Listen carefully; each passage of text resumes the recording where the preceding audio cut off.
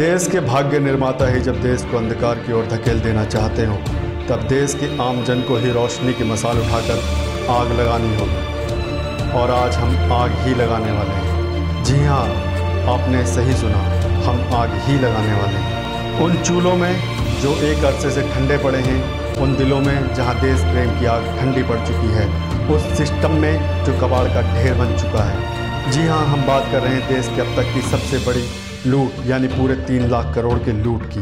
अब आपके मन में सवाल उठ रहे होंगे कि आखिर ये कब हुआ और हमारे देश में किन लोगों ने ये कारनामा किया। तो पहले मैं आपको बता दूं ये कब हुआ। जब देश की मेन स्ट्रीम मीडिया ने आपको पाकिस्तान में उलझाया हुआ था, आप क्रिकेट के मैचों में फंसे हुए थे, उत्तर भारत की राजनीति ने आपको अंधा किया हुआ था, फिल्मी कलाकारों की चकाचौंध के आगे आपको कुछ भी दिखाई नहीं दे रहा था और देश के छोटे छोटे घोटालों के बारे में जानकर आप खुद को देश का एक जागरूक नागरिक समझने की भारी भूल कर रहे थे।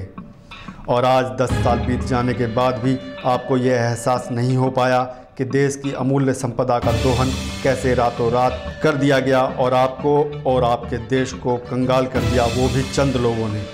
कुल मिलाकर हुआ ये कि जब हम अपने दुश्मन से अपने दाएं हाथ को बचा रहे थे, तब दुश्मनों ने हमारे बाएं हाथ को बुरी तरह से घायल कर हमें अपंगता की ओर धकेल दिया और हमें और आपको पता भी नहीं चला। आप अभी भी नहीं समझ पाए ना? चलिए हम आपको समझाते हैं कि आखिर हुआ क्या और कैसे हुआ।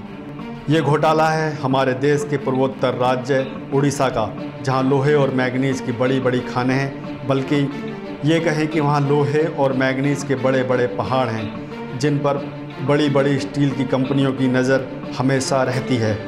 और वे कंपनियां इन खानों को लीज़ पर लेती रही हैं, लेकिन हर लीज़ के कुछ नियम और कायदे भी होते हैं और इन कंपनियों को इन्हीं नियमों के आधार पर कार्य करना होता है। मगर सन 2000 से 2010 तक कई बड़ी कंपनियों ने सभी नियमों को ताक पर रखते हुए इन लोहे और मैंगनीज की खानों का जमकर दोहन किया। ऐसा बिना प्रशासन की मदद के और शासन की अनदेखी के कारण ही हो सकता है।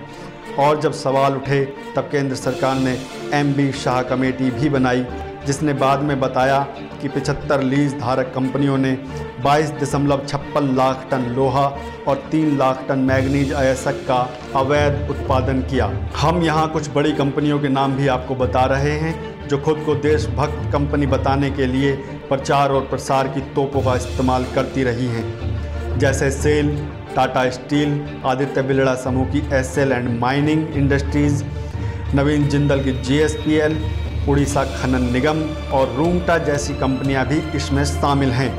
इन कंपनियों ने इतना ही नहीं किया बल्कि अपने इस अवैध उत्पादन को हमारे देश के सबसे बड़े दुश्मन चीन को कौड़ियों के भाव बेच भी दिया। इस काम में प्रशासन ने भी उनका भरपूर साथ दिया और सारा पैसा हांगकांग की बैंकों में जमा करवाया गया, जिसे आप पूर्व का स्विस बैंक भी मान सकते हो। जिसका परिणाम आज ये है कि उड़ीसा के 85 लाख परिवारों में से 60 लाख परिवार घोर गरीबी का जीवन जी रहे हैं। दाना मांझी की कहानी अभी आपके मस्तिष्क से ओझल नहीं हुई होगी। ऐसे लाखों करोड़ों दाना मांझी जो कभी आपकी नज़रों के सामने नहीं आ पाए, इसका मतलब ये नहीं कि बाकी सब ठीक चल रहा है। पिछले कुछ वर्षों में विकास की जो बयार उड़ीसा में चली है, उससे ज़्यादातर उड़ीसावासी वंचित क्यों रह गए? इसका सबसे बड़ा कारण है यहाँ की लूट, प्रशासन की मिलीभगत और शासन का निकम्मापन, या ये कहा जाए कि चोरों ने मिलकर गरीबों के हक पर डाका डाला है और डाका डालने वालों को किसी का डर भी नहीं है। ऐसा मानना कि जो हुआ उड़ीसा वासियों के साथ हुआ उससे उत्तर भारत और दक्षिण भारत को क्या लेना देना, ऐसा सोचना भी खुद को धोखे में रखना होगा। इस चोरी का प्रभाव देश के हर देशवासी पर पड़ना तय है, क्योंकि ये संपदा देश की संपदा थी जिससे पूरे भारत में एक नई क्रांति हो सकती थी। जरा सोचिए कि 3 लाख करोड़ अगर देश में खर्च होते तो देश कहां से कहां पहुंच सकता था। लेकिन इसका फ़ायदा चंद बेईमान लोगों को मिला जिन्होंने भारत के गरीबों के हक पर कब्जा किया। अब जरा सोचिए कि जिस चीन को इन लोगों ने इस संपदा को कौड़ियों के मोल बेचा, वो क्या करेगा। चीन हमारे लोहे से हथियार बनाकर हमें ही धमकाएगा, और धमकाएगा ही नहीं बल्कि हमारे देश पर हमला भी कर सकता है। यानी कि आपका जूता अब आपके ही सर पड़ने वाला है और तब ये नहीं पूछा जाएगा कि आप देश के किस कोने में रहते हैं। तब इन हालातों के जिम्मेदार लोग, जिनकी तिजोरियां इन बेईमानी की दौलत से भरी हुई हैं, देश छोड़कर भाग जाएंगे। इसकी व्यवस्था भी वो कर चुके हैं और विदेशों में अपनी संपत्ति भी उन्होंने जुटा ली है, यानी कि उनका कुछ भी बिगड़ने वाला नहीं है। आपको ये जानकर भी हैरानी होगी कि देश की ये लूट उड़ीसा की राज्य सरकार बीजेडी के संरक्षण में होती रही है, यानी कि सरकार द्वारा पोषित ये लुटेरे बिना डर के ये काम वर्षों तक करते रहे और सरकार को भी इस लूट के मुनाफे में हिस्सा मिलता रहा है। लेकिन आज एक आवाज़ उठी है जिसे आप अभी सुन पा रहे हैं और इस आवाज़ को जन जन तक पहुंचाना आपका धर्म बनता है और लुटेरे इसे आवाज़ ना समझें, उनके लिए ये उनके कानों को फोड़ देने वाली चीख साबित होने वाली है।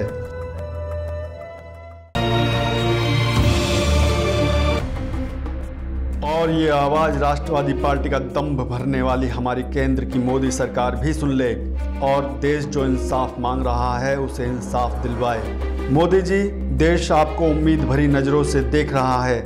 हम अब तक ये जानते हैं कि आप वोट की राजनीति नहीं करते। आपने जो भ्रष्टाचार के खिलाफ जंग छेड़ी है उसमें हर ईमानदार, देशभक्त, नौकरी पेशा, विद्यार्थी, अध्यापक, मजदूर और किसान आपके साथ खड़े हैं। आपकी ईमानदारी पर अभी तक किसी को कोई भी शक नहीं है।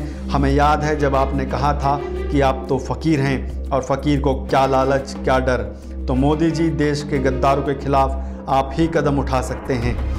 मोदी जी, जनता की आपसे उम्मीद है कि देश की 3 लाख करोड़ की लूट में शामिल गद्दारों के खिलाफ आप सीबीआई की जांच करवाएंगे और गद्दार लुटेरों को जेल की सलाखों के पीछे पहुंचाओगे।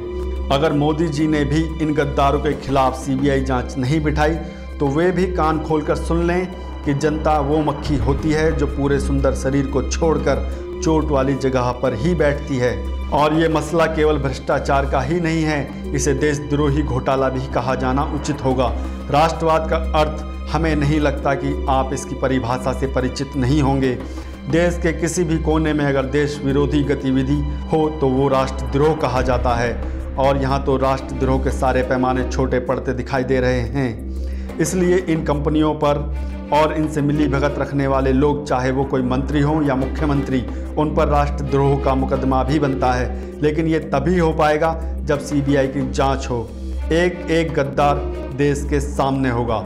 इनसे समझौता या सीबीआई की जांच का ना होना आपको और आपकी केंद्र सरकार को भी देश की जनता राष्ट्र विरोधी मान लेगी और आपके खिलाफ सड़कों पर उतर आएगी। उनकी नज़र में आप भी उतने ही बड़े गुनहगार होंगे जितने कि देश के दुश्मन। आपको क्या लगता है आपकी चुप्पी से देश की रक्षा करने वाले सैनिकों का मनोबल नहीं टूटेगा? जी, वो जरूर टूट जाएगा और फौज का मनोबल टूटे ऐसा आप भी नहीं चाहेंगे। तो अब मोदी जी, आपको तय करना है कि इन लुटेरों का साथ देना है या इंसाफ मांगने वाली जनता का। देश की सुरक्षा की जिम्मेदारी मोदी जी के कंधों पर है। क्या 56 इंच का सीना सिर्फ चुनाव जीतने के लिए था या फिर देश के लुटेरों की लूट को रोकने के लिए भी है? मोदी जी, ऐसा नहीं है कि सीबीआई की जांच की मांग जनता ही चाहती है। जांच की मांग तो आपकी पार्टी यानी बीजेपी के लीडर भी चाहते हैं। आने वाले दिनों में जो भी इसमें शामिल है इस दुर्नीति में, उनको बख्शा नहीं जाएगा, ऐसा मेरा विश्वास है। तो मतलब सीबीआई जांच के लिए आप भी? बिल्कुल, हम भी मांग करते। बिल्कुल बिल्कुल, भारतीय जनता पार्टी आज से नहीं, पहले दिन से आम जनता की है। बिल्कुल को साफ रुख है। भ्रष्टाचार को हम बर्दाश्त नहीं करेंगे और भ्रष्टाचार के विरोधियों के विरोध में लड़ते रहेंगे। जब तक हमारे सांस में सांस है, हमारे दम शरीर में सांस है, तब तक हम अन्याय अत्याचार के विरोध में लड़ते रहेंगे। और ये हरी लूट में सत्ताधारियों का जो भूमिका रहा है ये संदिग्ध है। और तो और आपके विपक्षी भी यही चाहते हैं। उड़ीसा स्टेट में जो स्कैम्स हुआ, ये माइनिंग स्कैम सबसे बड़ा स्कैम, ह्यूज स्कैम।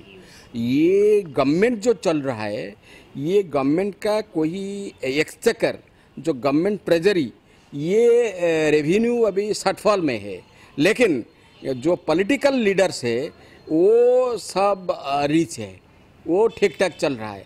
उनका प्राइवेट लाइफ देखो, फैमिली लाइफ देखो, पर्सनल लाइफ देखो, ये खूब लग्जूरियस लाइफ मेंटेन कर रहा है।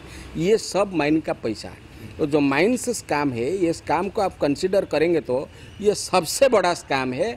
ये स्कैम को कवर करने के लिए गवर्नमेंट सब कदम अभी उठा रहा है, लेकिन सीबीआई भी जो जांच कर रहा है, जो बीजेपी का जो कब कुछ यूनिट होता है पॉलिटिकल अफेयर्स में, ये मुझे मालूम पड़ता है जो स्टेट गवर्नमेंट सीबीआई से बचने के लिए ये बीजेपी के साथ कुछ भी अंडरस्टैंडिंग बीच बीच में कर रहा है।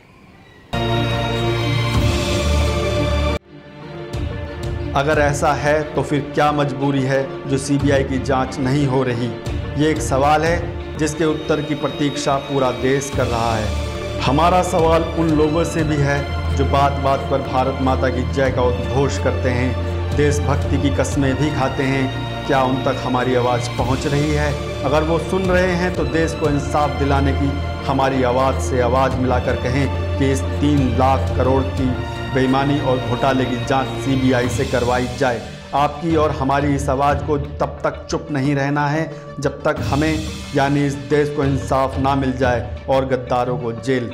और एक बार अगर सीबीआई की जांच हो गई तो हमें और आपको शायद ये भी पता चल जाएगा कि जिसे हम मात्र 3 लाख करोड़ का घोटाला समझ रहे हैं, वो 3 लाख करोड़ से कई गुना ज़्यादा का घोटाला साबित होगा। इन लुटेरों और इनके पोषकों को जब इनकी असली जगह यानी जेल की सीखचों के पीछे पहुंचाने के बाद घोटाले की जो रकम इनसे वसूली जाएगी, वो देश के असली हिस्सेदारों पर खर्च की जाएगी।